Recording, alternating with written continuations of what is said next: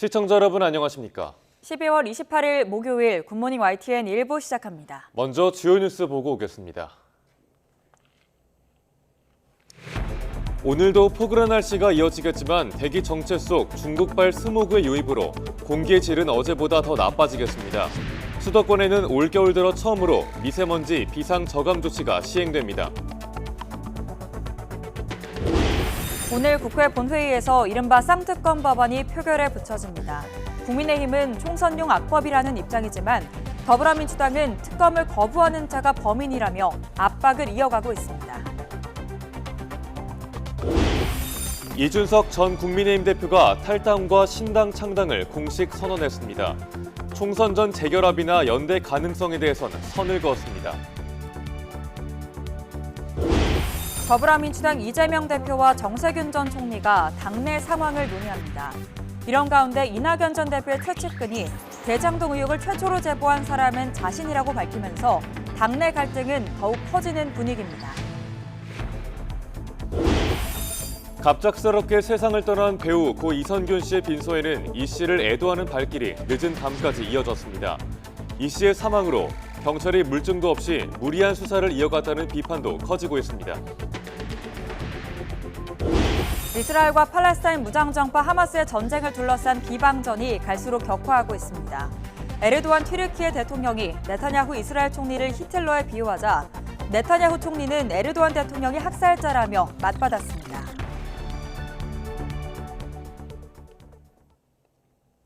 첫 소식입니다. 중국발 스모그가 유입되며 연일 미세먼지가 기승을 부리고 있습니다. 서울과 수도권에는 올겨울 들어 처음으로 고농도 미세먼지 비상 저감 조치가 내려졌습니다. 김민경 기자입니다. 서울 도심이 마치 잿빛 장막이 쳐진 듯 온통 뿌였습니다. 먼지로 뒤덮인 공기 속에 건물은 희미하게 남아 형체만 보입니다.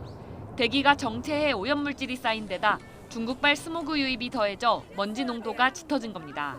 오전 한때 인천의 초미세먼지 농도는 세제곱미터당 110 마이크로그램까지 치솟아 초미세먼지 주의보가 내려졌습니다.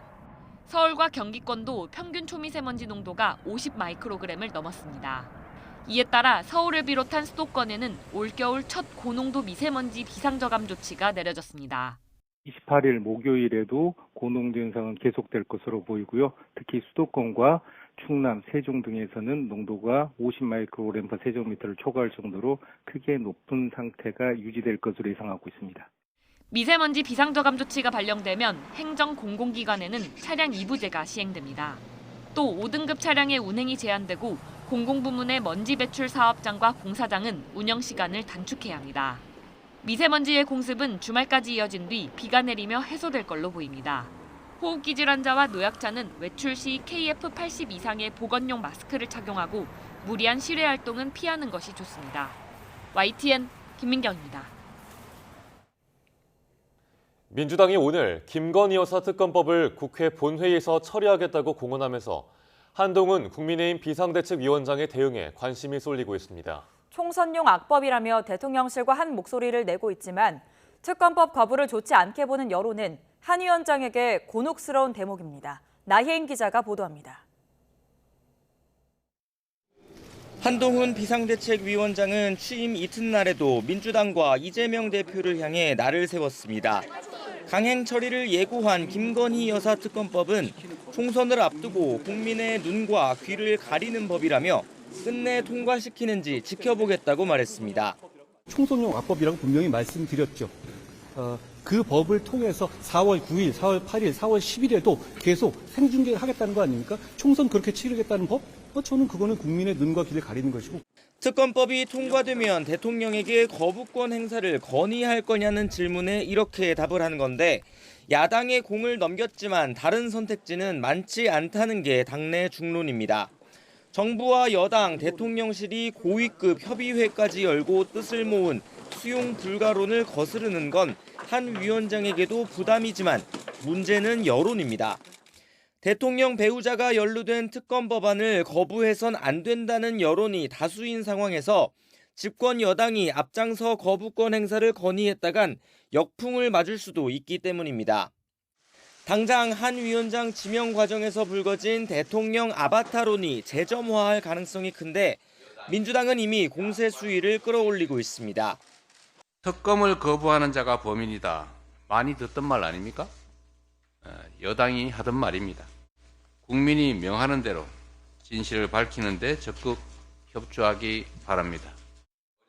한 위원장을 김건희 여사의 호위무사라고 깎아내리며 대통령 부부를 맹종하는 게 아니라면 특검법을 수용하라고 압박에 나선 겁니다.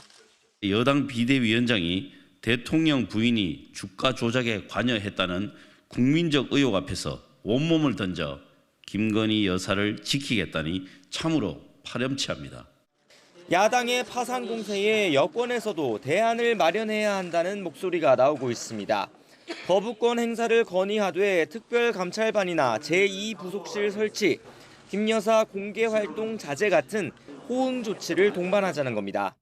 많은 국민들 우려에 대해서는 영부인의 활동이 체계적으로 관리될 수 있는 대안을 제시하는 게 저는 민심을 얻는 데 중요하다고 생각합니다. 한동훈 위원장은 비대위 공식 출범을 앞두고 비대위원 인선과 당무 파악에 주력하는 모습입니다. 여당은 여당의 일을, 대통령은 대통령의 일을 하면 당정 관계는 문제가 없다는 게 취임 일성이었지만 김건희 여사 특검법은 한 위원장에게 물음표를 던지고 있습니다. YTN 나혜입니다. 김건희 여사의 주가 조작 연루 의혹, 또 대장동 50억 클럽 의혹을 묶은 이른바 쌍특검 법안이 국회 본회의 상정을 앞두고 있습니다. 더불어민주당은 두 사건의 검찰 수사가 미진했다며 쌍특검을 밀어붙이고 있는데 검찰 수사가 어디까지 이루어진 건지 홍민기 기자가 정리했습니다. 먼저 김건희 여사의 주가 조작 연루 의혹은 지난 2009년부터 수입차 판매사인 도이치모터스를 둘러싸고 일어난 시세 조종에 김 여사가 참여했는지가 쟁점입니다. 2021년 수사에 나선 검찰은 권오수 전 회장과 주가 조작 선수 등을 재판에 넘겼지만 이른바 전주 의혹이 불거진 김 여사에 대해선 결론을 내리지 않았습니다. 그 사이 권 전 회장 등 대부분은 지난 2월 1심에서 유죄를 선고받았습니다. 당시 법원은 선수 김모 씨가 투자자문사 임원과 거래 관련 문자 메시지를 주고받은 직후 매도 주문이 이뤄지는 등 김 여사 명의 계좌 3개가 시세 조종에 이용됐다고 판단했습니다. 다만 검찰이 기소한 다른 전주에 대해 1심은 일부 거래가 우연히 통정매매로 분류됐을 뿐 시세 조종 목적은 없었던 걸로 보인다며 무죄를 선고했습니다. 주가 조작 공범임을 입증하려면 우연이 아닌 시세 조종임을 알면서도 돈을 댔다는 점이 확인돼야 한다는 겁니다. 검찰은 김 여사를 한 차례 서면 조사했지만 김 여사는 통정매매가 아니었다는 입장을 밝힌 것으로 전해졌습니다. 소환 조사한 바는 없고 서면 조사를 했었고 그리고 출석 통보죠. 정확하게 말하면 출석 요구를 한 바는 없는데 소환을 위한 변호사와의 협의는 있었다. 이게 제가 보고받은 내용입니다. 검찰 관계자는 지난 정부 수사팀에서 강도 높은 수사를 벌인 사건이라면서 2심 상황을 지켜보며 면밀하게 조사하고 있다는 원론적 입장을 유지하고 있습니다. 대장동 민간업자들의 로비 대상으로 지목된 이른바 50억 클럽 관련 수사도 수차례 논란을 빚었습니다. 가장 먼저 기소된 곽상도 전 의원은 아들을 통해 받았다는 50억 원이 1심에서 뇌물 혐의 무죄가 선고돼 검찰은 추가 수사를 거쳐 곽 전 의원 부자를 재판에 넘겼습니다. 박영수 전 특별검사도 구속영장이 한 차례 기각되는 우여곡절 끝에 민간업자들에게 19억 원을 받고 200억 원대 금품과 주택을 약속받은 혐의로 구속 기소돼 1심 재판을 받고 있습니다. 다음 수사 대상으로 이재명 대표의 공직선거법 위반 사건에서 이른바 재판거래 의혹을 받는 권순일 전 대법관 등이 거론되었지만 검찰은 2021년 권 전 대법관을 2차례, 홍선근 머니투데이 회장을 한 차례 불러 조사한 이후로는 별다른 진척이 없습니다. 50억 클럽 의혹 전반을 수사한다는 검찰은 관련 인물을 차례대로 수사할 거란 기본 입장을 고수하고 있습니다. 특검법이 국회를 통과해 실제 특검이 출범할 경우 검찰 수사에서 풀리지 않았던 의혹이 해소될 수 있을지 주목됩니다. YTN 홍민기입니다. 이재명 대표 체제의 민주당을 비판적으로 바라보는 이낙연, 정세균, 김부겸, 전직 새 총리의 공동 전선이 부각한 가운데 오늘 이재명 대표와 정세균 전 총리가 오찬을 겸한 회동을 합니다. 총선을 100여일 앞두고 이번 회동에서 제1야당의 최대 과제로 떠오른 당통합의 실타래가 풀릴 수 있을지 최대 분수령이 될 것이란 전망이 나오고 있습니다. 김대겸 기자가 보도합니다. 이른바 삼총리 연대설의 한 축인 정세균 전 총리와의 회동을 앞두고 민주당 이재명 대표는 거듭 통합을 강조했습니다. 윤석열 정권의 폭주를 막기 위해서라도 내년 총선에서 무조건 승리해야 하는데 반드시 갈등 봉합이 전제돼야 한다는 겁니다. 내년 총선은 매우 중요한 정치 행사고 또 우리 야당 입장에서는 반드시 이겨야 될 선거여서 혁신과 통합을 통해서 반드시 그 길을 열어야 합니다. 특히 신당 행보를 이어가는 이낙연 전 대표와 연락하고 있고 조만간 만나서 통합의 길을 가도록 노력하겠다며 자세를 낮췄습니다. 앞서 정세균 전 총리는 이낙연 전 대표와 김부겸 전 총리를 잇따라 만나며 당 통합 방안에 대한 의견을 수렴했습니다. 정 전 총리 측은 이번 회동은 통합적 당 운영에 대한 이재명 대표의 의지를 확인하는 자리가 될 것이라면서도 이 대표의 자기희생적 결단 없이는 당 분열을 수습하기가 쉽지 않을 것으로 보고 있다고 밝혔습니다.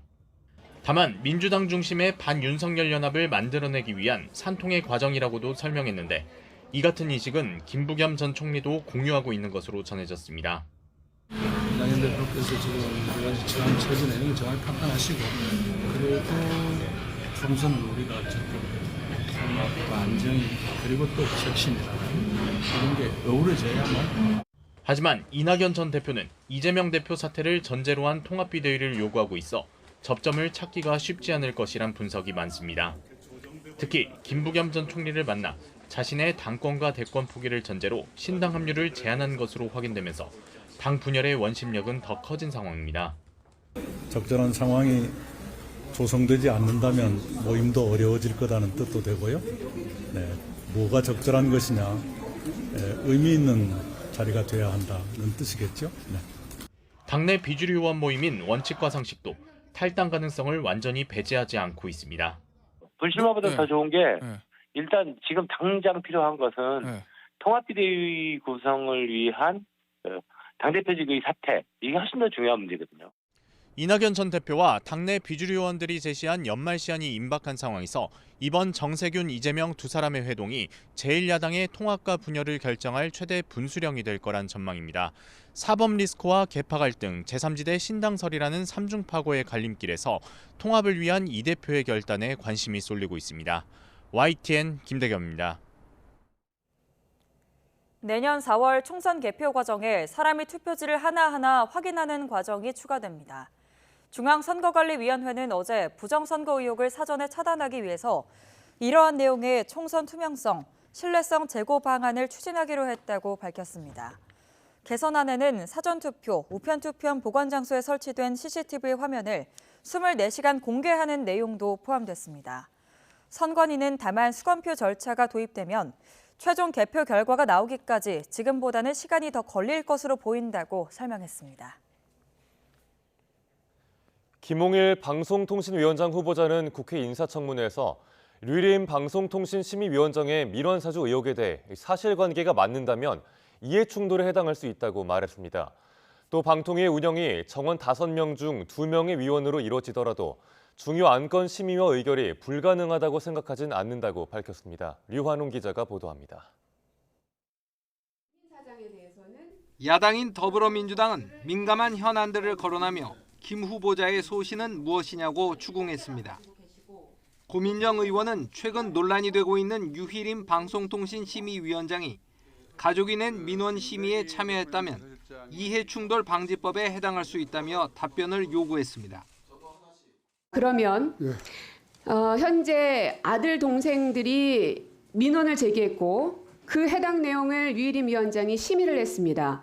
이것은 이해충돌 방지법에 해당이 됩니까 안 됩니까?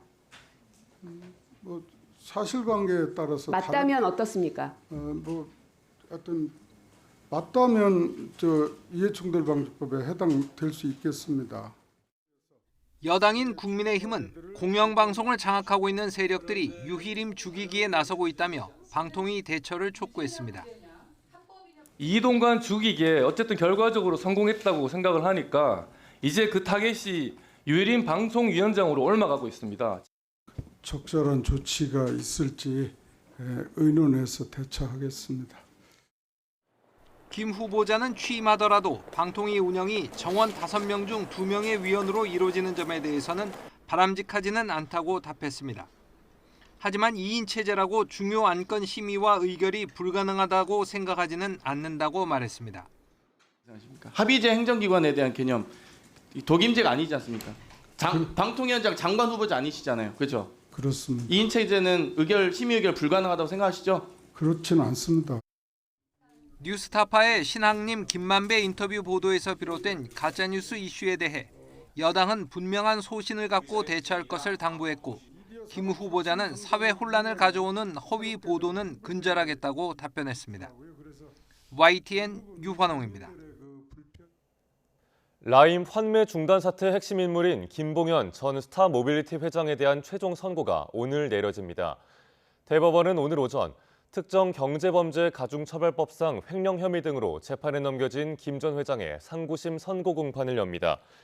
앞서 김 전 회장은 스타모빌리티와 제양군인회 상주회 자금 등 1,300억 원을 횡령한 혐의 등으로 1심과 2심에서 징역 30년을 선고받았습니다. 특히 항소심 재판부는 김 전 회장이 보석으로 풀려난 뒤 도주하거나 재판 도중 다시 탈옥을 계획하려 해 엄중한 처벌이 필요하다고 강조했습니다.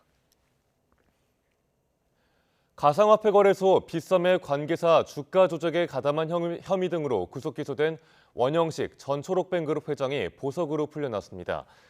서울 남부지방법원은 어제 증거를 없애지 않겠다는 서약서 제출과 보증금 3억 원 등을 조건으로 원 전 회장의 보석 청구를 인용했습니다.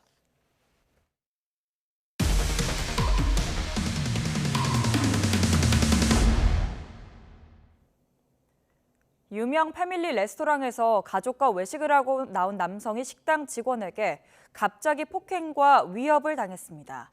피해자가 사과를 요구했지만 본사 측은 한 달이 넘도록 답이 없다가 YTN 취재가 시작되자 갑자기 태도를 바꿨습니다. 윤웅선 기자가 단독 취재했습니다.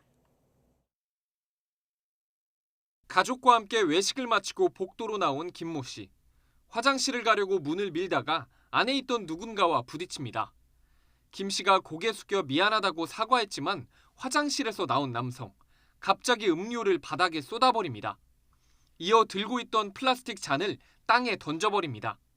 바닥에 부딪힌 잔은 그대로 튕겨 김 씨 가슴을 가격합니다. 다가오는 남성을 가족들이 막아서자 이제는 가족에게도 바짝 붙으며 위협합니다. 그렇게 한참을 노려본 뒤 돌아가면서도 분이 풀리지 않은 듯 벽을 강하게 발로 차고 사라집니다. 이곳에서 갑자기 시작된 남성의 위협적인 행동은 온 가족이 보는 앞에서 30초 넘게 이어졌습니다. 딸아이의 피아노 연주회를 기념해 모처럼 주말 외식을 나온 김 씨 가족의 하루는 난데없는 봉변에 악몽으로 뒤바뀌었습니다. 그 근처를 다시는 못 가겠다. 갔다가 혹시 마주치면은 뭔가 봉변을 당할까 봐. 애들은 많이 놀래가지고 그런 얘기 많이 해주고 나쁜 사람은 경찰 아저씨가 잡아가야 되는데. 그런데 알고 보니 이 남성, 김 씨 가족이 방금 식사를 마친 스테이크 전문 유명 패밀리 레스토랑에서 일하는 직원이었습니다. 김 씨는 매장을 찾아가 점주에게 항의했지만 돌아온 답은 개인 사이에 벌어진 다툼이니 잘 풀라는 것이었습니다. 어이없는 답변에 본사에 사과와 재발 방지를 요구했지만 한 달 넘도록 답은 오지 않았습니다. 그러다 YTN 취재가 시작된 뒤에야 본사는 뒤늦게 사과하겠다며 피해자에게 연락했습니다. 본사 측은 문에 부딪혀 순간적으로 화가 난 직원이 실수를 했다며 재발 방지를 약속했습니다. 본사는 담당 매장 직원, 점주, 그리고 본사 CS 담당자에 대해 징계위원회를 진행할 것이며 김 씨의 고소장을 접수한 경찰은 가해자를 폭행 혐의로 입건하고 최근 한 차례 소환 조사를 마쳤습니다. YTN 윤웅성입니다. 갑작스럽게 세상을 떠난 배우고 이선균 씨 빈소에는 이 씨의 죽음을 애도하는 영화계와 방송계 동료들의 발길이 늦은 밤까지 이어졌습니다. 어제 오후 서울 종로구 서울대병원 장례식장에 마련된 빈소에는 이선균 씨의 아내 배우 전혜진 씨가 상주로 빈소를 지킨 가운데 유족과 소속사 직원들이 조문객들을 맞았습니다. 배우 조정석, 조진웅, 이성민, 하정우, 정우성, 이정재, 문성근 씨 등을 비롯해서 변영주, 이창동, 이원석, 정지영 감독 등도 빈소를 찾아 고인의 마지막 길을 애도했습니다. 배우 고 이상균 씨를 협박해 수천만 원을 뜯어낸 혐의를 받는 여성이 구속영장 심사에 별다른 이유 없이 출석하지 않았다가 경찰에 체포됐습니다. 인천경찰청 광역수사대는 어제 공갈 등 혐의를 받는 20대 여성 A씨를 강제 구인했습니다.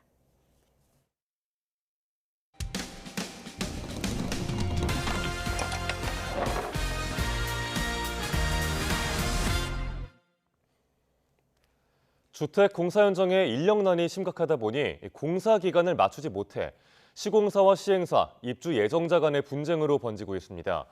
인력난은 주택 품질 저하와도 연결될 수 있어 우려스러운 문제인데 올해보다 내년에 더 심각해질 걸로 전망되고 있습니다. 제보는 Y 이승윤 기자입니다. 서울 송파구청 로비, 100여 명이 부실 시공을 질타하는 팻말을 들고 돌발 시위를 벌입니다. 120여 가구 규모의 서울 방이동 주거용 오피스텔 입주 예정자들입니다. 이들은 시공 품질이 엉망이라며 구청 측에 준공을 내주지 말라고 요구합니다.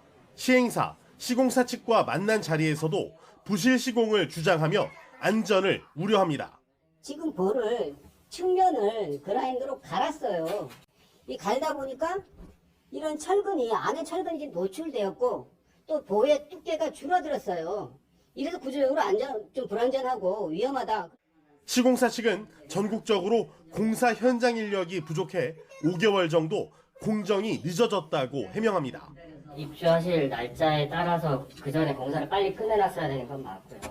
미시공이 된 부분, 뭐 여러 가지 있는 부분은 지금 근데 이제 생각보다 너무 이제 작업자 수배도 너무 힘들고 이런 부분 여러 가지 전국의 공사 현장이 다 좀 늦어진 부분이 많아서 실제로 전국 건설 현장의 인력은 지난해부터 16만 5,700명이 부족했고 올해는 16만 9,600명 부족한 것으로 집계됐습니다. 게다가 내년에는 17만 명을 넘어설 전망입니다. 문제는 이런 공사 인력 부족이 주택 품질 저하로 이어질 수 있다는 점. 서류만 완벽하면 그냥 넘어가는 페이퍼 관련된 품질 관리 체계보다는 실제 시공품 또 현장 중심의 품질 관리 체계로 가야 되는데 그러려면 인력과 예산이 당연히 더 많이 들겠죠. 수도권보다는 지방, 대형 업체보다는 중소업체의 공사 현장에서 인력난이 심화할 수밖에 없습니다. 전문가들은 공사 현장의 구조적인 인력난 문제가 해결되지 않으면 새해에도 시공사, 시행사, 입주 예정자 간 불화가 심화하는 요소로 작용할 수 있다고 경고하고 있습니다. YTN 이승윤입니다. 정부가 가계부채 관리 강화를 위해 내년부터 금융권 대출 상품에 대해 지금보다 더 엄격한 스트레스 DSR 제도를 단계적으로 도입합니다. 이에 따라 대출 한도가 줄어들면서 새해부턴 대출받기가 한층 어려워질 전망입니다. 엄윤주 기자입니다. 높은 변동금리 대출 비중을 개선해 줄 것을 요청했고 정부는 변동금리 비중 축소를 위한 변동금리 스트레스 DSR을 연내에 신속히 도입하고 지난 10월 당정은 급증하는 가계부채를 관리하기 위해 총 부채 원리금 상환 비율 DSR 산정 시 일정 수준의 가산금리를 부과하는 스트레스 DSR 제도 도입을 예고했습니다. 금융당국이 세부 방안을 마련하고 순차적 시행을 발표했습니다. 먼저 대출 한도와 직결되는 DSR 산정 시 더해지는 금리 수준은 과거 5년 내 가장 높았던 수준의 금리와 현 시점 금리를 비교해 결정하기로 했습니다. 이때 일정 수준의 하한선과 상한선을 부여해 금리 변동 위험성이 과도하거나 과소하게 반영되지 않도록 했습니다. 대신 갑작스러운 대출 한도 축소로 실수요자들의 어려움이 예상되는 만큼 내년 상반기에는 산출되는 스트레스 금리의 25%, 하반기는 50%만 부분 반영할 예정입니다. 제도 도입으로 인한 시장 혼란을 줄이기 위해 전체 가계부채 가운데 가장 큰 비중을 차지하는 은행권 주택담보대출을 대상으로 내년 2월부터 우선 시행할 방침입니다. 이렇게 금융당국이 기존 제도보다 더 엄격한 스트레스 DSR 제도를 시행하면서 앞으로는 원하는 만큼 대출을 받는 게 쉽지 않아졌습니다. 가계대출 한도가 줄면서 가계대출 축소를 시키는 그런 영향이 분명히 있을 거라고 생각을 하고 있고요. 특히 지금 부동산 PF라든지 분양시장이 좋지 않기 때문에 아마 가계대출 자체도 어느 정도 안정화되는. 이 과정에서 금융당국은 과도한 대출 위축이 발생하지 않도록 챙기겠다고 약속했습니다. 이런 가운데 지난달 은행권 주택담보대출 평균 금리는 은행채 금리 하락의 영향으로 6개월 만에 내림세로 돌아섰습니다. YTN 엄윤주입니다. 가자지구 전쟁을 둘러싸고 주변국들의 설전도 갈수록 험악해지고 있습니다. 튀르키예 에르도안 대통령이 네타냐후 이스라엘 총리를 나치 독일의 히틀러에 비유하며 비난하자 네타냐후 총리는 에르도안 대통령을 쿠르드족 학살자라며 맞받아쳤습니다. 기정훈 기자가 보도합니다. 설전의 포문을 연 건 레제프 타이프 에르도안 튀르키예 대통령입니다. 줄곧 팔레스타인을 지지해온 에르도안 대통령은 베냐민 네타냐후 이스라엘 총리를 나치 독일의 독재자 아돌프 히틀러에 비유했습니다. 이스라엘에서 나치 수용소가 보인다며 가자 지구의 현 상황을 히틀러의 홀로코스트에 견줬습니다. 이스라엘을 지원하는 미국 등 서방에도 날을 세웠습니다. Batı'dan alıyor destekleri. Amerika'dan her türlü destek geliyor. Ve bütün bu desteklerle 20 bini aşkın Gazze'liyi bunlar ne yaptılar? Öldürdüler. 에르도안 대통령은 앞서 이달 초엔 네타냐후 총리를 슬로보단 밀로셰비치 전 세르비아 대통령에 빗대기도 했습니다. 인종청소 반인류 범죄 혐의로 국제형사재판소의 재판을 받은 밀로셰비치처럼 네타냐후도 전쟁 범죄자로 재판받을 것이라고 말했습니다. 네타냐후 총리도 듣고만 있지 않았습니다. 네타냐후 총리는 성명에서 에르도안 대통령은 쿠르드족 학살을 자행하고 자신을 반대하는 언론인을 투옥한 것으로 세계 기록을 보유했다면서 도적성을 설교할 자격이 가장 없는 인물이라고 받아쳤습니다.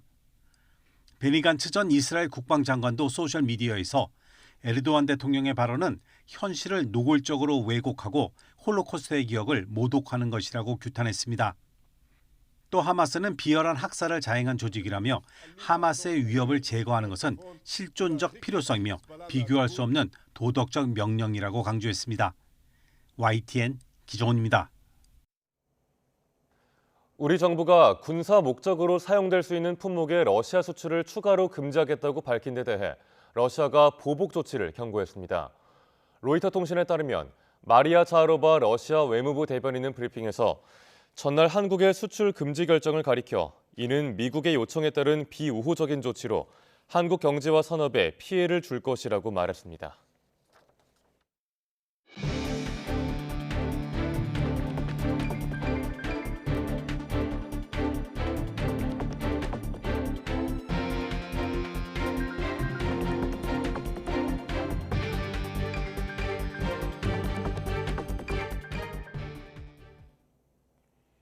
이준석 전 국민의힘 대표가 어제 탈당을 공식 선언했습니다.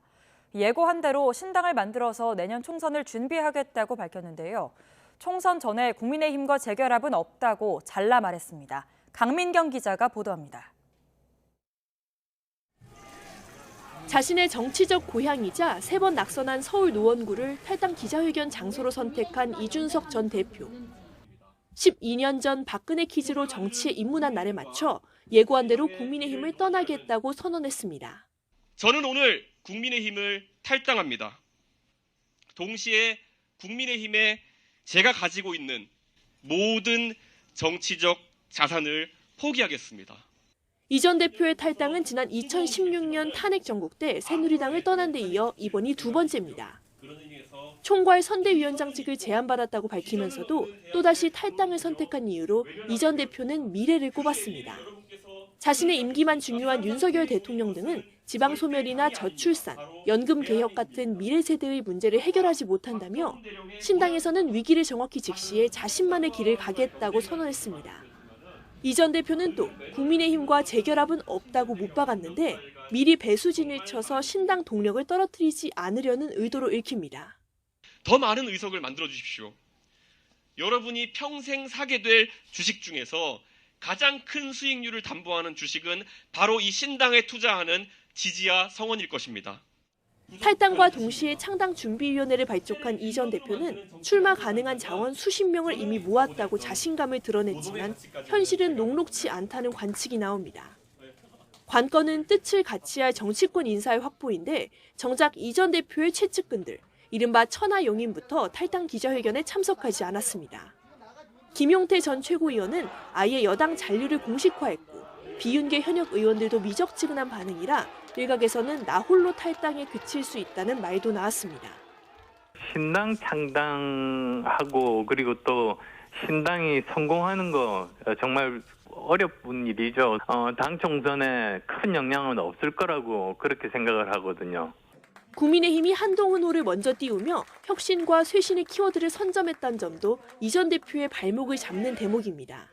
국민의힘은 이 전 대표의 탈당에 대해 뜻한 바를 이루길 바란다는 냉랭한 입장을 보였습니다. 이준석 전 대표는 한동훈 비상대책위원장과 경쟁하겠다고 하면서도 선출되지 않은 지도부임을 강조하며 견제구를 날렸습니다. 대신 제3지대 연대 가능성은 최대치로 열어놨는데 총선 전국에서 이른바 빅텐트를 주도하며 정치적 활로를 모색할 수 있을지 주목됩니다. YTN 강민경입니다. 더불어민주당 이재명 대표가 오늘 문재인 정부 시절 3총리 가운데 한 명인 정세균 전 총리와 만남을 가집니다. 정 전 총리 측 관계자는 YTN과 통화에서 오늘 회동은 통합적인 당 운영에 대한 이 대표의 의지를 확인하는 자리가 될 거라면서도 이 대표의 자기 희생적인 결단 없이는 당 분열을 수습하기가 쉽지 않을 것으로 전망했습니다. 이낙연, 정세균, 김부겸 전 총리의 이른바 3총리 회동 가능성이 거론되는 상황에서 이재명 대표가 오늘 어떤 입장을 내놓을지 주목받고 있습니다. 어제 국회 국토교통위원회는 전체 회의를 열고 전세 사기 피해자를 선구제, 후 회수 방식으로 지원하는 전세 사기 특별법 개정안을 야당 주도로 의결했습니다. 개정안은 주택도시보증공사 등이 피해 주택의 보증금 반환 채권을 매입해서 피해 임차인을 우선적으로 구제하고 추후에 기관이 임대인에게 구상권을 청구하도록 하는 내용을 담고 있습니다. 수백억 대 수원 전세 사기 의혹을 받는 임대인 일가족이 구속 상태에서 재판에 넘겨졌습니다. 어제 수원지방검찰청은 50대 정모 씨 부부와 정 씨의 20대 아들을 사기 등의 혐의로 구속 기소했습니다. 정 씨 등은 2021년 1월부터 올해 9월까지 경기도 수원 일대에서 보증금을 돌려줄 의사나 능력이 없으면서도 모두 210여 명으로부터 전세 보증금 약 220억 원을 받아 챙긴 혐의를 받고 있습니다. 마약에 취해 20대 여성을 차로 들이받고 도주한 이른바 압구정 롤스로이스 사건 운전자에게 마약류 약물을 처방한 의사가 구속됐습니다.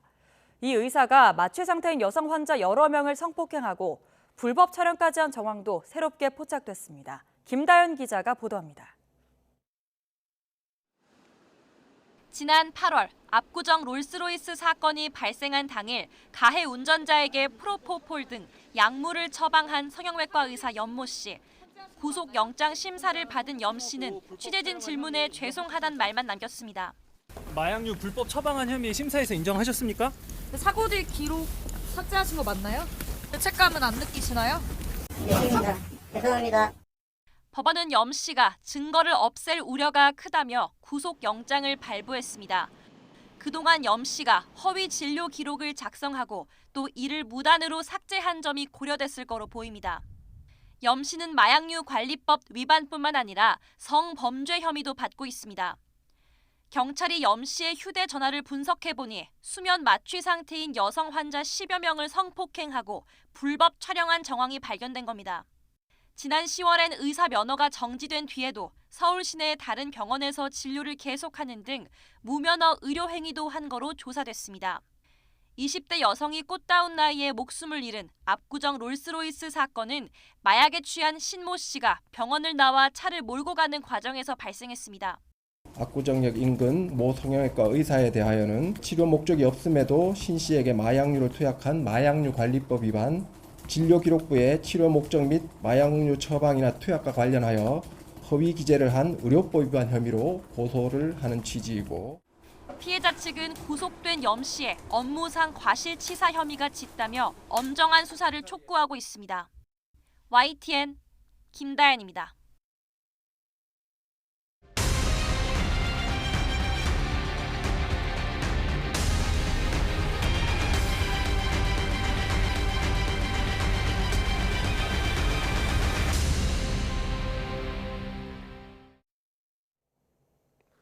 올 한 해 주요 이슈를 돌아보는 2023 끝나지 않은 이야기들. 올해 교육 현장에선 한 초등학교 교사의 죽음으로 촉발된 학부모 갑질과 교권 추록 논란이 뜨거웠습니다. 결국 분노한 교사들이 거리로 나섰고 교권 보호를 위한 법이 개정되는 등 제도 개선으로 이어졌는데요. 신지원 기자가 이 과정을 돌아보고 남아있는 과제는 무엇인지 짚어봤습니다. 초등학교 담장을 따라 근조 화환이 줄지어 들어섰습니다. 지난 여름 국화꽃이 빼곡히 놓였던 길, 지금은 흔적 없이 빈 자리만 남았습니다. 학부모 민원에 시달리던 20대 담임교사가 스스로 목숨을 끊었던 서울 서희초등학교입니다. 전국 교사들이 안타까운 사연에 공감하면서 제도 개선에 불씨가 됐습니다. 저와 교직에 있는 모두는 알고 있습니다. 그 죽음이 나를 향하게 될 수도 있었다는 것을요. 결국 교권 회복을 요구하는 교사들이 거리로 나서면서 주말 도심을 검은 물결로 뒤덮었습니다. 교권을 넘어서서 교사의 인권이나 생존권 자체를 위협받고 있는 상황이라고 생각했기 때문에 숨진 서희초 교사 일기장이 공개되면서 분노는 더욱 커졌고 그 무서움에 그 무기력함에 점점 지쳐가면서 몸과 정신이 시들어가는 모습을 모든 기록을 통해 확인할 수 있었습니다. 조용히 묻혔던 안타까운 사연들도 새롭게 주목을 받았습니다. 날도 그렇게 똑같이 죽었습니다. 2년 전에도 경기도의 한 초등학교에서 교사 2명이 잇따라 극단적인 선택을 한 사실이 알려지면서 급기야 공교육 멈춤을 선언한 교사들은 숨진 서희초 교사의 49제를 맞아 학교 대신 거리로 나섰습니다. 교권부 합의안을 지금 당장 의결하라! 교사들의 간절한 요구에 국회가 움직였습니다. 정당한 생활 지도를 보장하고 교원이 아동학대 혐의로 신고되더라도 부당하게 직위하지 수 없도록 하는 교권 회복 4대 법안이 통과했습니다. 교육부는 또 학생 생활지도고시를 제정한 데 이어 현장 교원들과 꾸준히 소통하며 교실을 바로 세우기 위해 노력하고 있습니다. 가장 본질적으로 중요한 것은 교사의 수업이고 교사의 수업이 더 좋아지도록 교육부가 최대한 지원하겠다는. 교사들도 조금씩 변화를 체감하고 있습니다.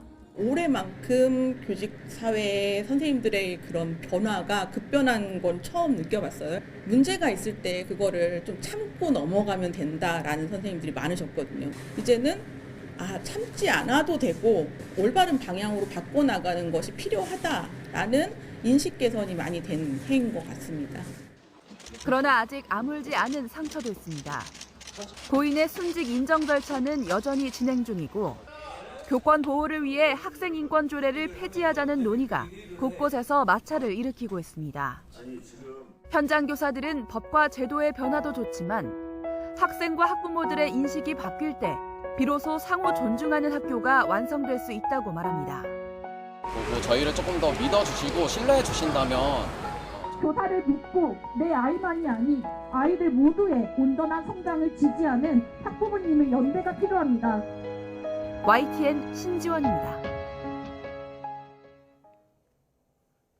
일할 사람 찾기 어렵다고 호소해온 식당에 내년부터 외국인 근로자 채용이 허용됩니다. 구인난을 호소해온 호텔 업계도 객실 청소와 식당 보조 등 분야에 외국인 채용이 허용될 전망입니다. 김평정 기자입니다. 코로나19로 끊겼던 손님이 돌아오면서 호텔 등 숙박업소를 찾는 수요가 급증하고 있습니다. 2020년 2천만 명으로 급감한 국내 객실 숙박 인원은 지난해 4,400만 명으로 2배 이상 늘었습니다. 그런데 객실을 청소할 인력은 턱없이 부족한 상태입니다. 숙박업 같은 경우에도 이제 매일매일 이제 청소를 해야 하지 않겠습니까? 청소 인력들이 사실은 수시로 필요하고 그 수시로 필요한데 그 인력이 부족하다 보니 청결의 문제도 좀 생길 수도 있고.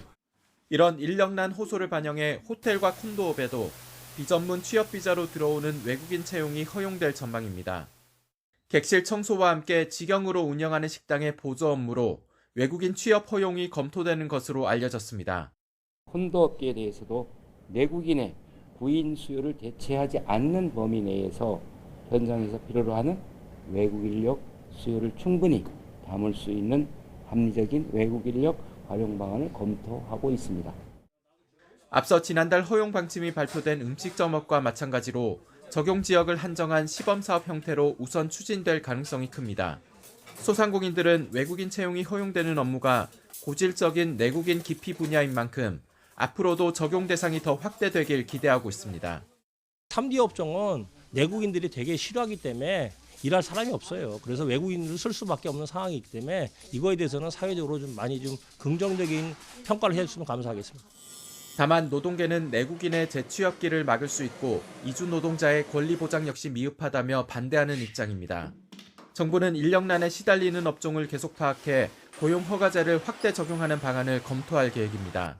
YTN 김평정입니다. 내년 상반기 전공의 모집 결과 소아청소년과는 모집 정원의 4분의 1 수준만 선발된 걸로 나타났습니다. 보건복지부가 발표한 내년 상반기 전공의 1년차 선발 결과를 보면 전공의 확보율은 83.2%로 82%를 기록했던 올해보다 소폭 올랐습니다. 하지만 소아청소년과는 206명 모집에 54명만 선발해 확보율이 26.2%에 그쳤고 특히 비수도권에선 확보율이 11.8%에 머물렀습니다. 독감 환자 수가 급증하면서 주사약 치료제가 부족한 상황이 발생해 보건당국이 수급 관리에 나섰습니다. 보건복지부는 독감 주사 치료제인 테라미플루가 부족하다는 신고가 다수 접수돼 수급 동향을 면밀하게 지켜보고 있다고 밝혔습니다. 앞서 복지부는 지난달 페라미플루 비축분 15만 명분을 배포한 데 이어 이달 중순 10만 명분을 추가로 공급했습니다. 12월 28일 미리 보는 오늘입니다. 네, 오늘 올해의 마지막 국회 본회의가 열리죠. 본회의에서 김건희 여사 주가 조작 연루 의혹과 대장동 50억 클럽 의혹 규명을 위한 이른바 쌍특검 법안이 오늘 표결에 붙여질 예정입니다. 국민의힘은 총선용 악법이라며 수용 불가 방침을 고수하고 있지만 패스트트랙으로 지정된 법안은 부의된 지 60일이 지나면 자동 상정되는 만큼 표결을 막기는 어려울 전망입니다. 민주당은 쌍특검 법안과 함께 이태원 참사 특별법 상정도 요구하고 있는데요. 이 권한이 있는 김진표 국회의장은 이태원 특별법의 경우 여야의 추가 협의를 주문하고 있습니다. 김진우 공수처장의 임기가 이제 한 달도 채 남지 않은 가운데 차기 처장 후보군을 정하기 위한 회의가 오늘 다시 열립니다. 공수처장 후보추천위원회는 오늘 국회에서 5차 회의를 열고 후보 8명 가운데 대통령에게 추천할 최종 2명을 누구로 확정할지 협의하기로 했습니다. 네, 지난주에 일제 강제동원 피해자들이 가해 기업들을 상대로 손해배상을 청구했던 두 번째 소송에서도 최종적으로 승소를 한 가운데 같은 취지의 소송을 제기한 또 다른 피해자들에 대한 대법원의 판단이 오늘 나옵니다. 대법원은 오늘 오전 강제동원 피해자, 홍순희 할아버지 등 피해자 14명의 유족들이 미쓰비시 중공업을 상대로 제기한 손해배상 소송 상고심 선고 기일을 진행합니다. 중대재해처벌법이 이제 시행된 지 2년을 맞은 가운데 원청 대표이사가 처음으로 실형을 선고받은 사건의 최종 판단이 오늘 나옵니다. 대법원은 중대재해처벌법 위반 혐의로 기소된 한국제강의 대표이사 69살 A씨의 상고심 선고를 오늘 진행하기로 했습니다. 지금까지 미리 보는 오늘이었습니다.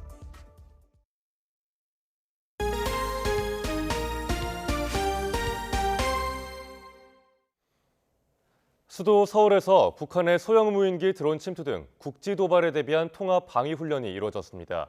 특히 올해에는 서울 도심 일대에서 민관, 군경과 소방이 참여하는 야외 기동 훈련도 처음으로 함께 시행됐습니다. 김종균 기자가 보도합니다. 한강 주변 서울의 한 정수장, 테러의 목표물이 됩니다. 정체불명의 소형 무인기 드론이 정수장의 생화학 물질을 살포합니다. 북한 특수부대의 잠입으로 폭발에 의한 불이 나고 염소가스가 일부 누출됩니다. 다수의 환자가 발생하는 수도 서울의 안보 위기 상황. 신고를 받은 경찰과 소방이 출동하고 군도 대화생방 테러 특수임무부대 등을 긴급 투입해 대테러 대응에 나섭니다. 서울 도심 일대에서 민관, 군경과 소방이 참여하는 첫 야외 기동 훈련입니다. 동시에 최초 상황을 접수한 서울시 충무기밀실에선 서울시장 중심으로 통합방위회의가 열립니다. 서울시는 물론 통합방위본부, 수방사, 경찰, 소방 등이 참여해 테러 초동 조치부터 지휘합니다. 앞으로도 안보는 제1의 민생이다 하는 마음가짐으로 언제나 서울 시민의 안전 보장과 생명 보호를 최우선에 두고 만반의 대비 태세를 갖추기 위한 위기 대응 절차를 수시로 점검하고 보강해 나가도록 하겠습니다. 북한의 군사 정찰 위성 발사로 9.19 남북 군사 합의가 파기됨에 따라 안보 환경이 급변한 상황. 서울시는 북한의 국지 도발에 대비해 서울시 통합방위작전 수행 능력을 집중적으로 점검했습니다. YTN 김동길입니다. 방위사업청은 차기 전투기 2차 사업으로 F-35A 스텔스 전투기를 추가 구매하는 계약을 지난 8일 체결했다고 밝혔습니다. 이에 따라 2027년부터 F-35A 20대가 추가로 전력화되면 우리 공군이 보유한 F-35A는 59대로 늘어납니다. 앞서 방사청은 차기 전투기 1차 사업으로 2019년부터 지난해까지 F-35A 40대를 도입했는데 지난해 1월 독수리와 충돌한 뒤 한 대가 폐기되면서 현재 39대가 운영되고 있습니다. 북한이 김정은 국무위원장에 이어 북한 최고위 간부들까지 벤츠 차량을 이용하는 모습을 공개해 대북 제재를 회피하는 실태를 과시했습니다. 조선중앙TV의 화면을 보면 전원회의 보도에서 내각 총리 김덕훈과 당 조직비서 조영원, 최고인민회의 상임위원장 최룡해 등 북한 최고위급 간부들이 벤츠 S클래스를 타고 회의장에 도착하는 모습이 포착됐습니다. 크리스마스 이브날 미국에서 14살 소년이 친누나에게 총을 쏴 숨지게 했습니다. 형제 사이의 말다툼이 비극으로 번진 건데요. 싸운 이유는 누구의 선물이 더 많은가였습니다. 류재복 기자입니다. 미국 플로리다주에 사는 14살 다마커스 콜리는 가족과 함께 성탄 선물을 고르려 상점에 들렀습니다. 상점에서 다마커스와 한 살 위 형의 말다툼이 시작됐습니다. 다마커스가 형의 선물이 더 많다며 불만을 터뜨렸기 때문입니다. 둘의 싸움은 할머니 집에 가서도 이어졌는데 급기야 다마커스가 권총을 들고 형을 위협하기에 이르렀습니다. 가족에 의해 쫓겨난 다마커스는 집 밖에 있던 누나와 또다시 말다툼을 벌이다가 총을 쏘고 말았습니다. 총격 당시 누나는 태어난 지 11달 된 아기를 안고 있었습니다. 총소리를 듣고 나온 형은 동생에게 총을 쏜 뒤 달아났습니다. They get upset. They don't know how to handle stuff, so they just take out their guns and start shooting each other. And one of them kills his sister, who's a mom to a 10-month or 11-month-old baby and a 6-year-old boy. 가슴에 총을 맞은 누나는 폐 손상과 출혈로 숨졌습니다. 역시 총을 맞은 동생은 수술을 받았고 생명에는 지장이 없는 것으로 알려졌습니다. 경찰은 누나를 숨지게 한 다마커스는 1급 살인과 청소년 총기 소지 혐의로, 형은 살인 미수 등의 혐의로 기소했습니다. YTN 유재복입니다. 크리스마스 연휴 동안 호주 동부 해안에 강한 폭풍우가 몰아치면서 각종 사고가 잇따라 9명이 사망하고 1명이 실종됐습니다. 호주 AAP 통신 등에 따르면 동부 퀸즐랜드주와 뉴사우스웨일스주, 빅토리아주 등에서는 지난 25일부터 강한 바람과 폭우가 강타하면서 홍수가 나고 배가 전복되며 또 전신주와 나무가 쓰러지는 등 각종 피해가 잇따르고 있습니다. 그제 오후 퀸즐랜드주 브리즈번 인근에서는 홍수가 나면서 여성 3명이 빗물 배수구에 휩쓸려 40세 여성 1명이 사망했고 또 다른 40대 여성 1명은 실종된 상태입니다. 네, 벌써 몇십 년째 기부를 이어가고 있는 전북 전주의 얼굴 없는 천사가 올해도 또 어김없이 찾아왔습니다. 올 한 해 고생 많으셨다는 인사와 함께 불우한 이웃들을 도와달라는 메시지를 전했습니다. 김민성 기자가 전해드립니다.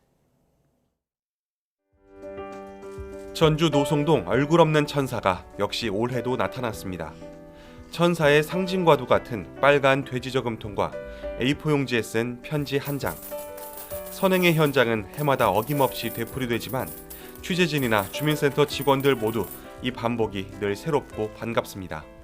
얼굴 없는 천사가 있는 그 천사마을 노송동에 일하게 되면서 직접 제가 이 돈을 세보니까 되게 큰 돈인데 이거를 기부하시는 그 천사님의 마음이 너무 감동이고 천사는 이듬해까지 남은 날을 한 손으로 헤아리는 요맘때 꼭 찾아옵니다.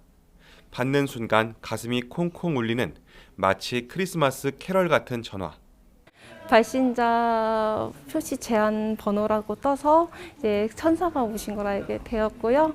이제 전화를 받았을 때 약간 설레기도 하고 약간 놀래기도 했었습니다. 2019년 있었던 도난 사건을 의식한 듯 성금을 놔둔 곳은 이번에도 달랐습니다. 반복된 선행에 천사가 성금을 어디에 숨겼는지도 이제는 관심인데요. 올해는 이 홍보물 뒤에 아슬아슬하게 놓여 있었습니다. 천사는 지난 2000년 4월 초등학생 손에 들려보낸 돼지저금통 하나로 기부를 시작했습니다. 올해 성금은 약 8,006만 원, 누적 액수는 9억 6천만 원 정도 됩니다. 너무나 고맙고 감사하죠. 얼굴 없는 천사가 이렇게 주민 생각해서 도와주니 얼마나 감사한 일이오. 도대체 누구일까? 24년째 계속된 선행, 알 수도 없고 알려고도 하지 않는 게 지역민들의 오랜 미덕입니다. 저희 주민께서 이 얼굴 없는 천사가 성금 상자를 두고 가시는 것을 마주친 적은 있는데 그분이 24년 동안이나 얼굴을 드러내지 않으신데 굳이 전주 얼굴 없는 천사는 올해 제정된 제1회 HD 현대안어상 대상과 1% 나눔상 수상자로 선정돼 상금 총 2억 원을 받았습니다.